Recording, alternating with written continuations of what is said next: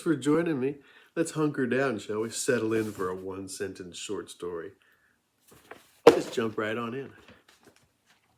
It wasn't a bad thing that probably nobody who actually knew him in his heyday knew that Horace Roye from British Institute of Professional Photographers had been going hard of hearing while quietly living out his days in Rabat, Morocco, in a beautiful home etched into the side of high 11th century Casbah walls overlooking the Bourgreg River and peeking out into the Atlantic over the coast of Saleh. Or that, besides his maid coming to cook and clean a few times each week, the only time we recalled anyone visiting him was when it was my roommate John and me, invited by Roye himself a few days earlier when he came to our door asking about a letter that he thought may have been erroneously delivered to our address at 65 Rue Bazot instead of next door to his at 03 Rue Bazot.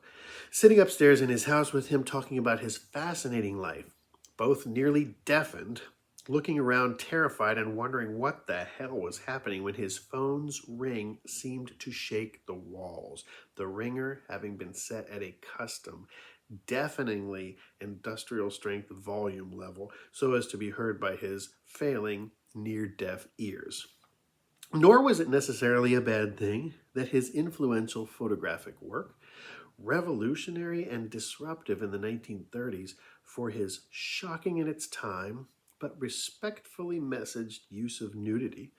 along with the infamously unfortunate right-wing political heels he dug in to support a Portuguese dictator, had combined to make self-exiling himself to North Africa the no-brainer logical next move. But what was indeed a very bad thing was the depressing and bitter outlook on life that may have led Omar, also one of our neighbors, to such desperation that it must have seemed to him that the best option, no-brainer, logical next move, was to sneak into Roy's home late one night to rob him, though ultimately being imprisoned for stabbing, and killing the old man, who woke up startled and made the fatal mistake of struggling against his robber. The same old man who had watched him grow up down the street for years could not have been part of his plan.